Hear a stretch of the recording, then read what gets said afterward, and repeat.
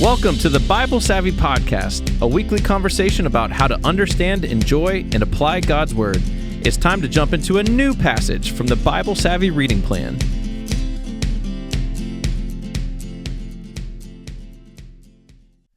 All right, I'm here with Pastor Courtney and Pastor David. We've got a question for you, David. What is it?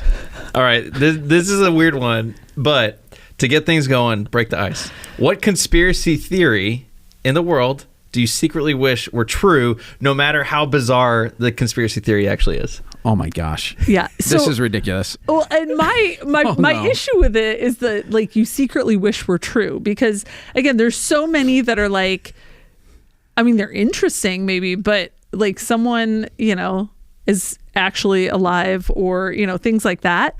The ones, like, I think birds aren't real is funny. Birds aren't real. Like, birds aren't real makes So me good. laugh. And Birds aren't real. I don't know that I secretly hope it's true, but it's pretty fantastic. Birds aren't real is a funny one. Yeah. Do you have birds aren't real commentary? The problem with birds aren't real is that it's this conspiracy made up to make fun of conspiracy theories. Yes. Yeah. So, like, it's a little bit of a but cop-out. It is kind of funny. Yeah. Someone out here is like, what are they even talking about? Birds look it up. Look it up.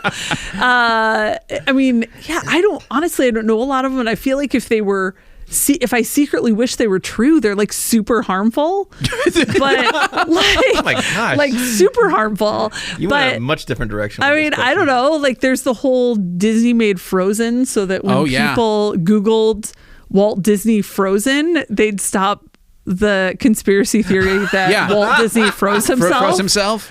Like, that's a thing. Is that serious? So it's like Walt Disney's cryogenically frozen so that he can be reanimated. Yeah. Right. Yeah. Which is a great word, pun intended. Yeah. Yes. And so you make Frozen to get people to not just find so that all the when time. they Google that, or you that's title what it Frozen instead of like the Disney Ice Princess, which is what it would have been called in the old days. No, wait. I want to bait. That is rich. I want to bait David because I have a theory as to why he likes this question. Oh, is this about Han shot first? No. Or J.K. Rowling's not real. What? That's another one. I don't know if you knew that. Okay, well, this is a different. You're baiting the wrong person. I'm going to bait all of you. Hot takes with Courtney. All right. Because one of the conspiracy theory trails that I can get lost down is the Denver airport. Yes, that's mine. Denver Airport. Okay, explain this one. I don't secretly wish it was true, but it is wild. There are layers to this. Like this isn't like one conspiracy Sorry, theory. Guys. No, this is wild. I'm gonna focus on one part of it. If you want to explore Denver International Airport conspiracy theories, there's probably like 20. Honestly, or you could read your Bible. But it is a bizarre airport with some weird art all around the building. There's a big giant blue demon horse called Lucifer. That's like outside. fallen on it has people. really Called Lucifer? Yes. Well, that's what everyone calls it. Oh, and it's giant. It's this thing that like welcomes you to Denver International Airport, and it's the weirdest thing ever. Didn't it kill it fell its creator? on the guy who created it and killed him, and it like.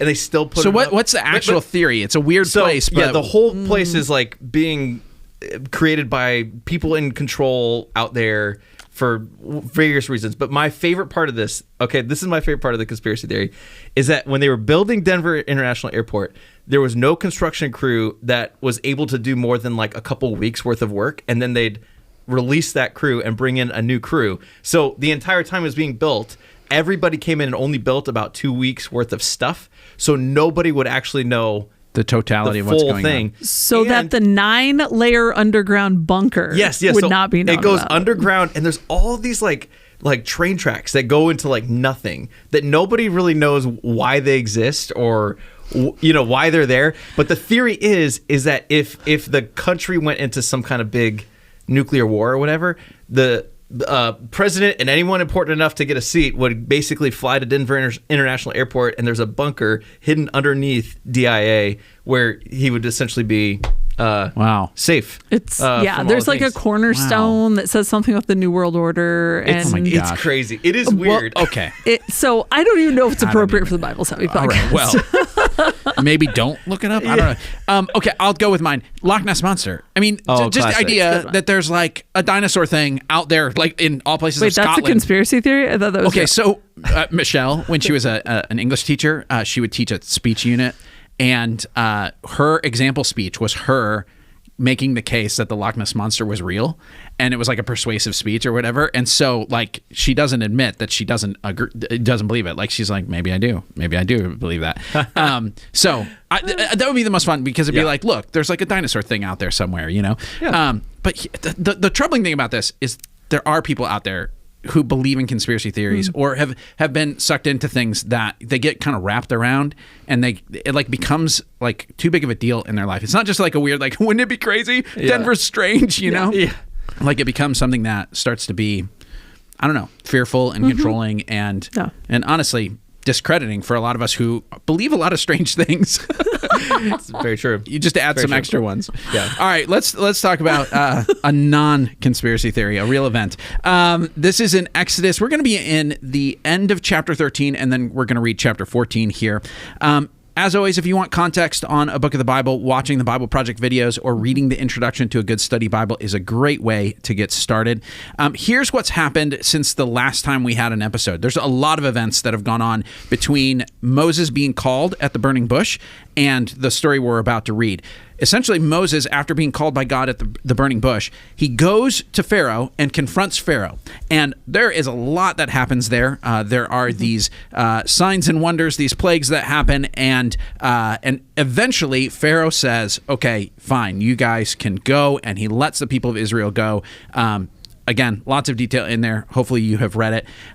But once Pharaoh lets the people go, he realizes, wait a minute, those are the people doing all the work for us, and he has some regrets. And this is the story that happens as a result. So we're going to start in Exodus chapter 13, verse 17, and read through 14, verse 31. When Pharaoh let the people go, God did not lead them on the road through the Philistine country, though that was shorter. For God said, if they face war, they might change their minds and return to Egypt. So God led the people around by the desert road toward the Red Sea. The Israelites went up out of Egypt ready for battle. Moses took the bones of Joseph with him because Joseph had made the Israelites swear an oath. He had said, God will surely come to your aid, and then you must carry my bones up with you from this place. After leaving Succoth, they camped at Etham on the edge of the desert. By day, the Lord went ahead of them in a pillar of cloud to guide them on their way, and by night in a pillar of fire to give them light, so that they could travel by day or night. Neither the pillar of cloud by day nor the pillar of fire by night left its place in front of the people. Then the Lord said to Moses, tell the Israelites to turn back and encamp near Pi-Hiroth, between Migdol and the sea. They are to encamp by the sea, directly opposite Baal-Zephon. Pharaoh will think, the Israelites are wandering around the land in confusion, hemmed in by the desert, and I will harden Pharaoh's heart, and he will pursue them. But I will gain glory for myself through Pharaoh and all his army, and the Egyptians will know that I am the Lord. So the Israelites did this. When the king of Egypt was told that the people had fled, Pharaoh and his officials changed their minds about them and said, what have we done? We have let the Israelites go and have lost their services. So he had his chariot made ready and took his army with him.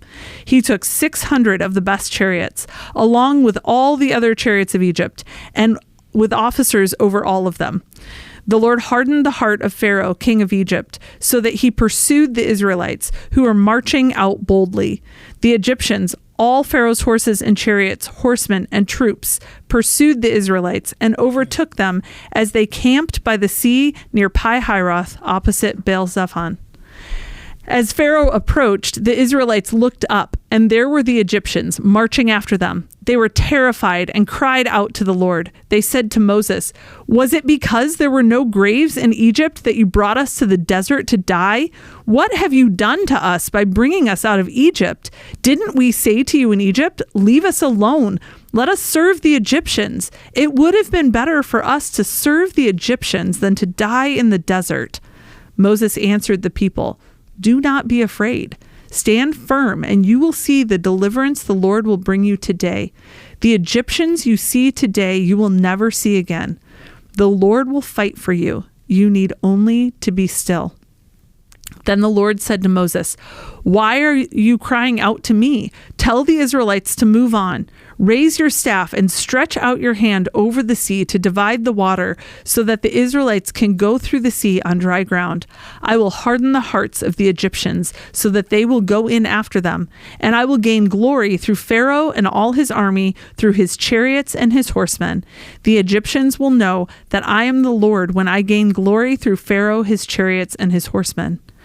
Then the angel of God, who had been traveling in front of Israel's army, withdrew and went behind them. The pillar of cloud also moved from in front and stood behind them, coming between the armies of Egypt and Israel. Throughout the night, the cloud brought darkness to the one side and light to the other side, so neither went near the other all night long. Then Moses stretched out his hand over the sea, and all that night the Lord drove the sea back with a strong east wind and turned it into dry land. The waters were divided, and the Israelites went through the sea on dry ground with a wall of water on their right and on their left. The Egyptians pursued them, and all Pharaoh's horses and chariots and horsemen followed them into the sea. During the last watch of the night, the Lord looked down from the pillar of fire and cloud at the Egyptian army and threw it into confusion. He jammed the wheels of their chariots so they had difficulty driving, and the Egyptians said, "Let's get away from the Israelites. The Lord is fighting for them against Egypt." Then the Lord said to Moses, "Stretch out your hand over the sea so that the waters may flow back over the Egyptians and their chariots and horsemen." Moses stretched out his hand over the sea, and at daybreak the sea went back into its place. The Egyptians were fleeing toward it, and the Lord swept them into the sea. The water flowed back and covered the chariots and horsemen, the entire army of Pharaoh that had followed the Israelites into the sea. Not one of them survived. But the Israelites went through the sea on dry ground, with a wall of water on their right and on their left. That day the Lord saved Israel from the hands of the Egyptians, and Israel saw the Egyptians lying dead on the shore. And when the Israelites saw the mighty hand of the Lord displayed against the Egyptians, the people feared the Lord and put their trust in him and in Moses his servant. All right, let's go on to the O in comma, which is observations. And before we do that, let's review the typical things that we look for in observations. Because the idea here is we are trying to see what's in the text. Even before we figure it out, we just want to see a lot of stuff that's in there. And so we use an acronym that is TREATS, T-R-T-S. And so as a review, the T stands for? Themes. The R stands for? Repeating words and phrases. The other T stands for? Truths about God. You got it. Okay. And the S is? Something striking. All right. Fantastic. I totally remember the second T. Totally remember the second T. We do this with the kids at Epic every week, and our kids would have beat all of us at this. They're really good at it. Just so you know. They love it. They love treats. All right. So let's look for some observations here. What do you guys see?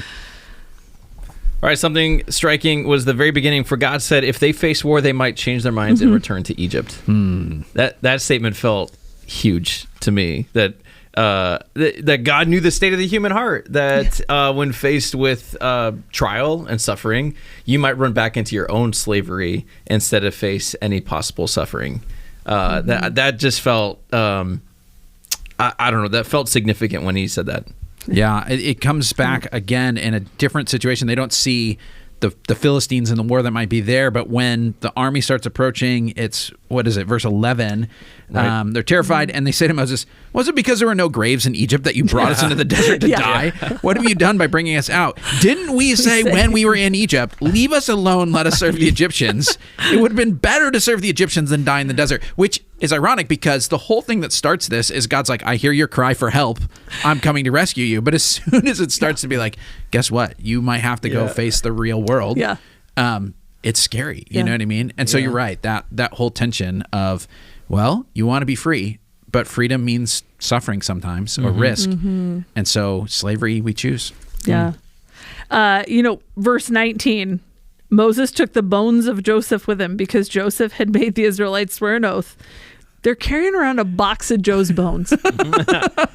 Joe's bones. Yeah, and it's Is like it labeled? It's like here we go. Hey, did somebody find that? Oh no, this is Shaking it. I think I got him. But gosh, it was meant to be more respectful than that, I suppose. But they've been carrying around for generations, Yes. right? And do they still really understand whose bones they're carrying around? Well, I mean, it would be like if we had George Washington's bones, and George Washington Fair. was like, make sure that when you get to California, you bring my bones, and it's like, we don't even have that as a state yet, but you will, Yeah. It's like that kind of thing, a great patriarch carrying it around. But let's talk about why they're doing this, okay? Because it's a weird detail we can just make jokes about. But there is something about the promise that God made to Abraham and to his descendants. I'm going to give you a land. I'm going to give you a home. And God had said to Abraham, your people are going to be slaves in Egypt for 400 years, but I will bring them back. They will come back. And so Joseph is essentially saying, look, if this is the home God has for our people, I want to be in that home. That's where I want my body to rest. And as Egyptian as I became, that's where I belong. That's my home. And so make sure that I ultimately get there. There's something about like a belief in God's promise that isn't just about like, it doesn't matter where you're buried. At some point, you're just dead, right? It's really saying, no. I believe what God said. And even though I won't personally see it, I want to be a part of that, right? Like I'm banking on that story. Another something striking is there's a pillar of cloud and a pillar of fire, guys. Like, Pretty wild. Sometimes you read things in scripture so many times and it loses its effect. And so just thinking about if I read this for the first time, hold on, what?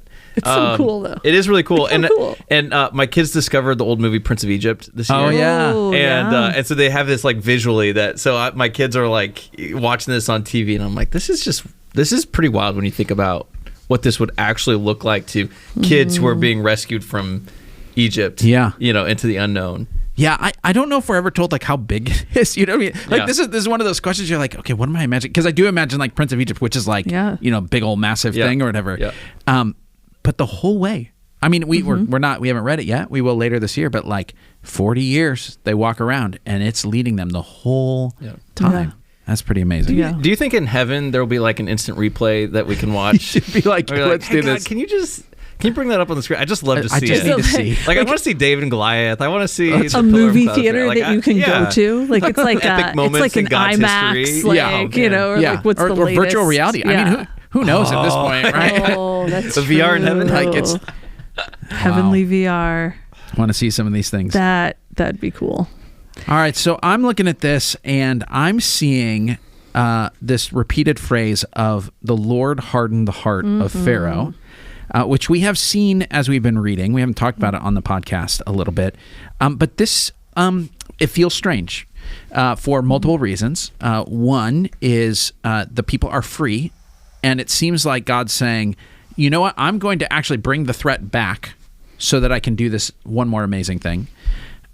Then there's also just the questions of like how does that work? Like, obviously Pharaoh's doing bad stuff, so God's gonna do something in his heart so that he wants to do bad stuff. Like that doesn't seem right. And then there's all the questions about free will and all of these sorts of things. So I'll ask you guys. Hey, not Clayton. You see, if you get to the question first, you don't have to answer it. In my notes, it literally says, "Hey, Clayton," in my notes, and you beat me to it, Clayton. What do you guys have initial thoughts, and then I will chime in if it helps. Well, I think doesn't it also sometimes say Pharaoh's heart is heavy? Yeah. Okay. There's a heaviness and there's a hardening. The heaviness feels more like guilt and shame that's like self-inflicted, and maybe this may be not super accurate. I will admit I didn't do a deep dive, but there's like heaviness and then there's hardening, and hardening is like a resolute. It feels so resolute. It feels like Pharaoh is saying like, boom, this is where the hammer comes down, and I am like this is it's just a different, and the hardening seems to come from God. The heaviness is like Pharaoh felt heavy-hearted for something. Well, I don't know if I would put the guilt shame part on it for the heaviness. So this is there are multiple things that make it complex. There are actually three words that are used. One means his heart was made heavy, one was made hard, and one was made strong. And the strong one seems to be like he was already headed that way, and so we're gonna intensify that sort of thing. But you're right, there is probably some nuance in there, but it's not always clear because they sort of get flip-flopped in similar situations. And I'm actually going to ask Carmen Imes about this. So here's the weird thing. At this point, when this episode posts, the interview with Carmen Imes may already have posted. But as of this recording, I have not yet interviewed Dr. Imes. So she may have an answer. She does have an answer. I'm sure. Spoiler alert. I've heard her talk on this, and she does have an answer. I'm sure she does. But there's like nuances and complexity to even the language about it, which I'm sure she'll get into. So if we end up saying something here and it's like, well, actually, Dr. Imes said that, guess what? I haven't had the conversation with her. What other thoughts do you have about it? Yeah. I don't know. I guess growing up and reading this, I do think this is one of those passages that trips people up a lot. So I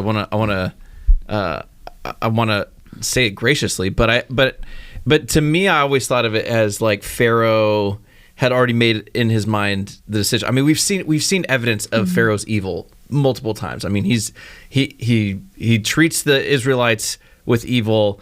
He lets his own people experience evil, while or experience suffering instead of doing what God has told him to do. And so there's like almost like a crystallization of things that are already happening in his heart. That's like, okay, he has made his decision. He does not want this to happen, and yet it's repeated multiple times in the passage. For God's glory, Pharaoh's heart is hardened, and he does this thing. But it proves to the people, and that's the last verse is like, and then the people feared the Lord and grew in trust of God and His servant Moses, and so God's purposes are obtained in this process, but it is still very it's very odd. Yeah.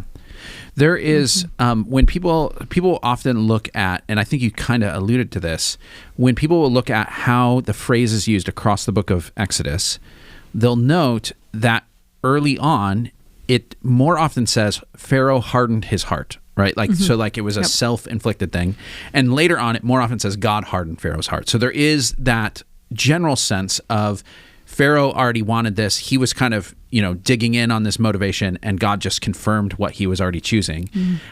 The hard part is it's not completely consistent. Like the first two times, it's God saying, I'll harden Pharaoh's heart. But when it actually comes to the scene, Pharaoh does it. And, so there's like some like ambiguity about what's going on. But there definitely seems to be the dynamic of human beings want to go in a certain direction.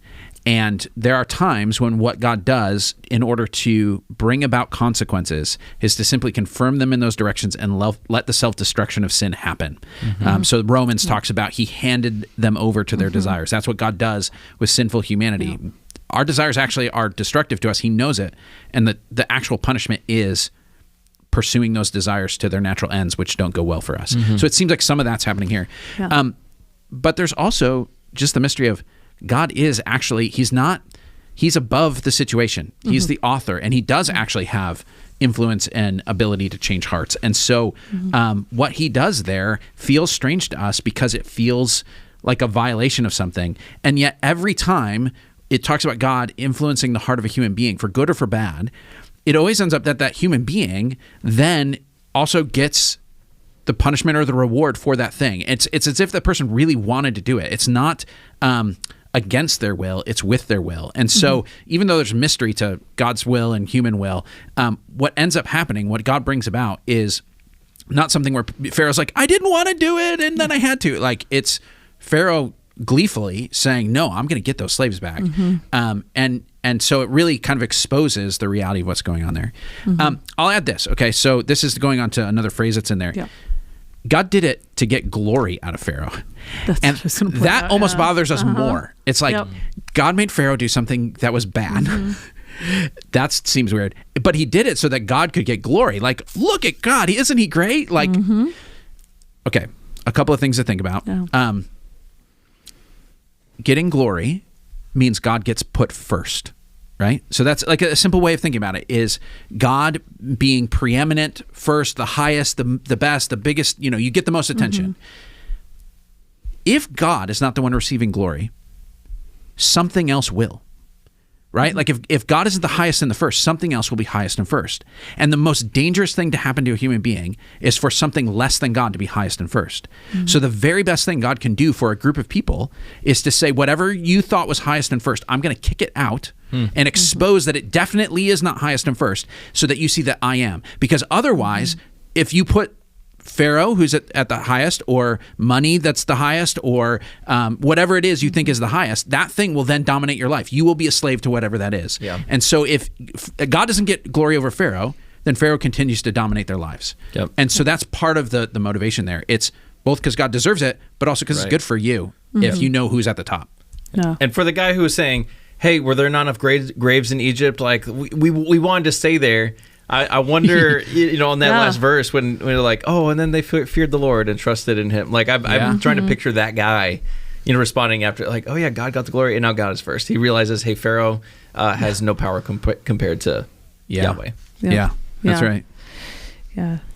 One of the things that I noticed in observation was that this is in a character development in Moses, right? We've seen this happen. Now, obviously, from last week's podcast to this week's podcast, we've read a little more. We've seen some things that have happened in Moses' life. But the Moses that we talked about last week was the Moses that said, who am I?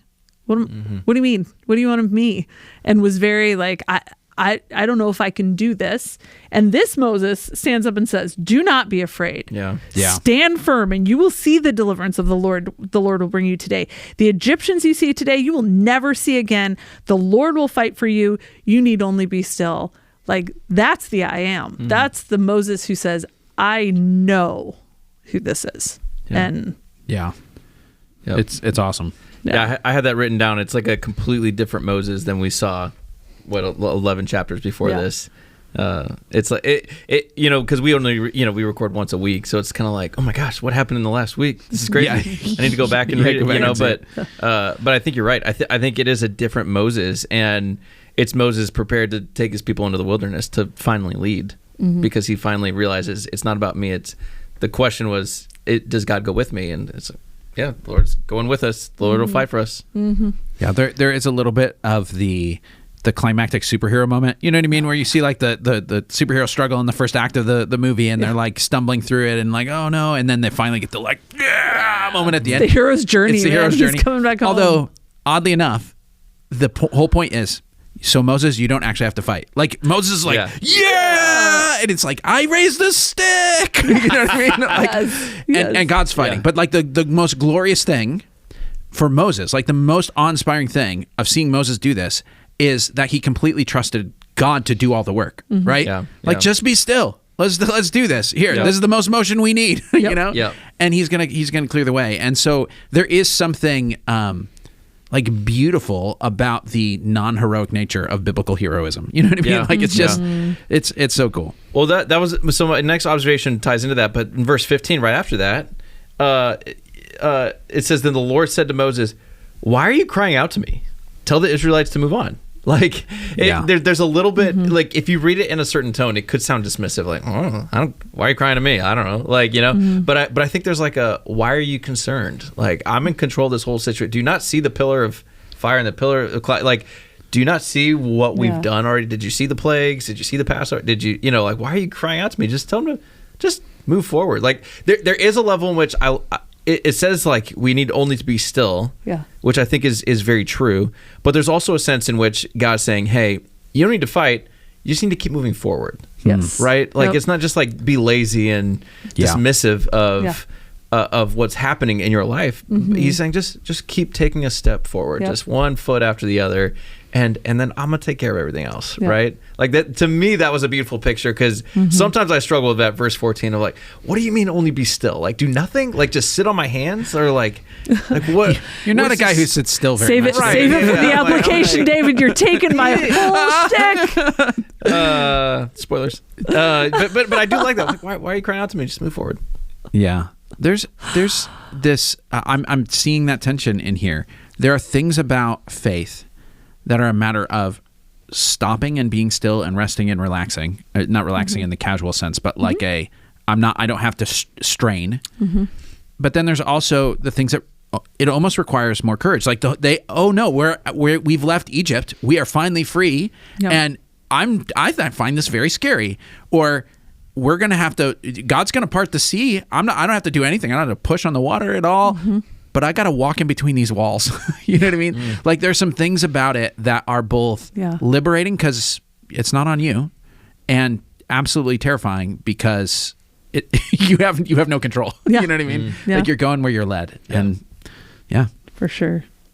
I mean, striking as well, the wall of water on their right and on their left, going back to your watching the Prince of Egypt, like that's an incredible scene. Or watching, what is it? There's an old version of this, right? Oh, the Charlton Heston. Yeah, the Charlton Heston, like 10 Commandments. Wow. There is majesty in this every single time. Yeah. And I had a professor in college who used to say, like, nobody forgets a Red Sea moment. Yeah. And like, nobody's forgetting this. Yeah. Kids are telling this story for years and years and years. Like, this is the moment that the sea was held back. Yeah. And we walked through. Well, it becomes a moment not just for this generation, but for every generation. Yep. It's the event. So in the way that, like, Christians, we're always talking about the death and resurrection of Jesus because there's nothing bigger than that. Mm-hmm. This is the event. Like, if you look at their songs, their worship songs, they're like, God walked us through the sea. God parted the sea. Like 1,000 years later, they're still singing songs about this because this was the big moment. And it actually becomes part of the symbolism of even the church, right? Like the reason we do baptism the way we do is because it's a reenactment of this. It's like everybody passes through the waters of death and everybody goes from slavery to freedom, and everybody gets to see that, the Egyptians die, right? Like the slave masters die, and we get to come out on the other side singing. Like that's our story if you've been baptized, right? So it becomes the symbol. I think there's also something about even just the passing through water, because there's like water is the symbol in the Bible of chaos and threat and destruction. And even when you kind of like start off in the Bible and it like creation is sort of being put in order, the way it's described is, well, he separated the dry land from the water. It's like one of those things. It's like you have your space, and here he's doing it again. Like there's I'm going to separate so that there's space for you, right? But also that chaos is going to come in and destroy your enemies. Like there's this, God is playing with the untamed forces that no one can control and showing he's the God who puts them in the right place and can tell them where to go and where to come and all that. All right, let's talk about one of the M's in common. Let's talk about message. If you're going to sum up a principle from this passage, what would you get? I kind of had two options, but since I get to go first, pick it. I'm gonna take it. I'm gonna take that verse 14. The Lord will fight for you. You need only be still. And I can unpack that in application. David already started to. All right, but you'll get to go first in application too. Oh, hey, but he may have a different message now. I don't know. So I'm gonna go with that one. It's good. Let's skip to the A, everybody. No, my message was when God calls his people to go, they never go alone. Which was interesting because I wrote this for this passage in particular, but then it did make me think about last week in Exodus 3 when Moses is like, who am I? And God's like, the Lord will be with you. Like, I'll be with you. And it's like, it kind of ties it in like the start of Moses' story with like this kind of big climax of his story. Not the end, but like a big moment of like, hey, it's still true. Like if God calls his people to go, he'll be with them. My message is we often choose slavery over freedom because freedom scares us. And so it goes back to those passages where they're saying, well, weren't there graves in Egypt? It would have been better there. At least we would have had what we needed. So that's my message there. Let's talk about the other M in comma. Let's talk about meditation. And I'm going to pick that verse that was actually Courtney's message in verse 14. It's a great one to meditate on. We'll give you 45 seconds to prayerfully ponder this. The Lord will fight for you. You need only to be still.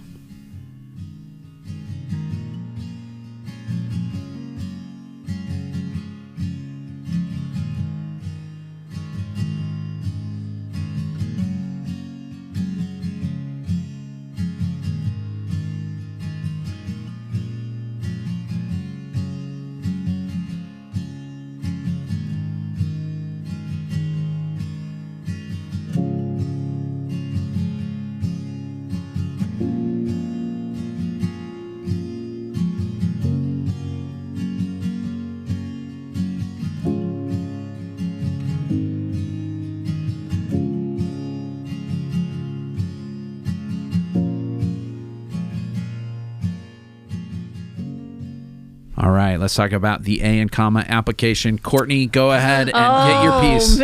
Man, I get to go first. That verse is one that I think can be misinterpreted as well, right? The Lord will fight for you. You need only to be still. Well, no, like David said, they still had to take a step forward.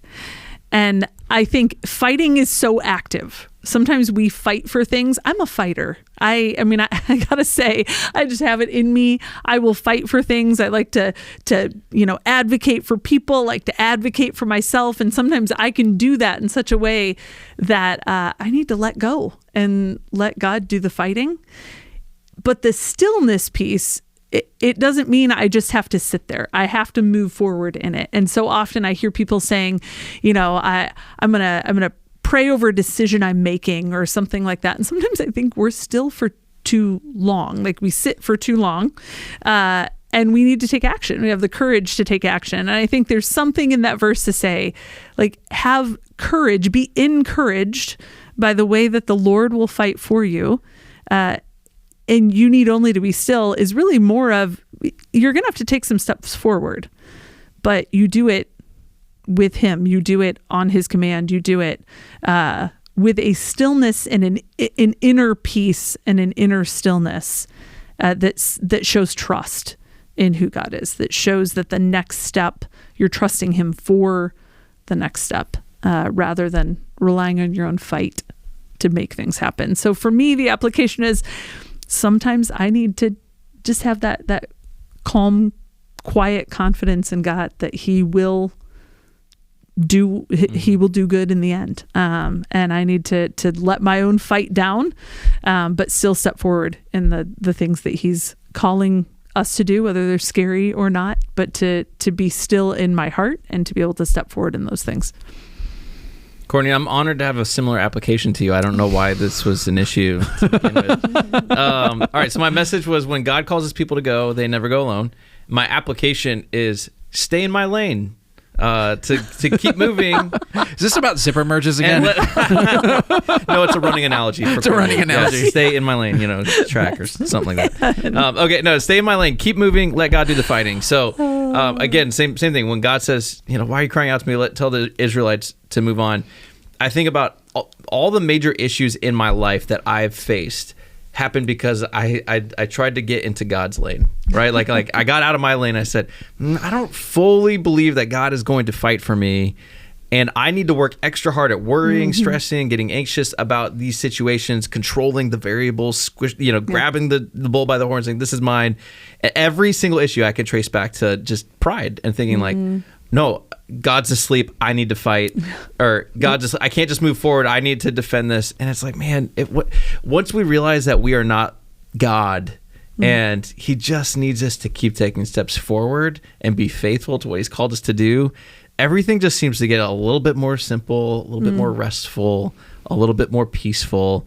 And so my reminder is just, hey, I'm not God. So stay in my lane, let God do his thing.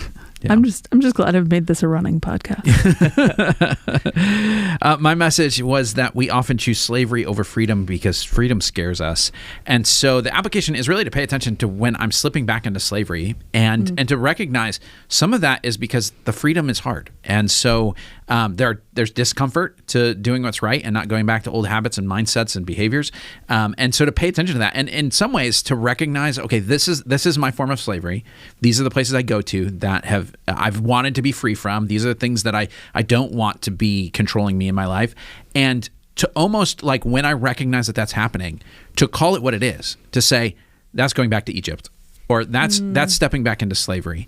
And reflecting on what is it about this moment right here that makes me uncertain, afraid, that I don't think God's going to take care of me, whatever it is, because it's often underneath behaviors is that, and I don't often reflect on it. I just sort of say, well, I wish I didn't do these things, or I wish I didn't act this way, or have this attitude. But really, I need to say, okay, that's slavery, but what is it about this that makes me uncomfortable, to where I need God to help me, right? And and it's asking that question, what about freedom scares me, and how can I invite God into that? But also recognizing when I'm stepping back into slavery. Thanks for hanging out with us. Join us again next Monday for a new episode where we'll be looking at another passage from the Bible Savvy reading schedule. And in the meantime, if you're not following along with the reading plan, check out BibleSavvy.com. Also, you can subscribe and leave a review on whatever platform you're listening or watching on. You can find us on YouTube or wherever you listen to podcasts. Email us your questions or suggestions at podcast@BibleSavvy.com. Lastly, tell your friends, and we'll talk to you next week.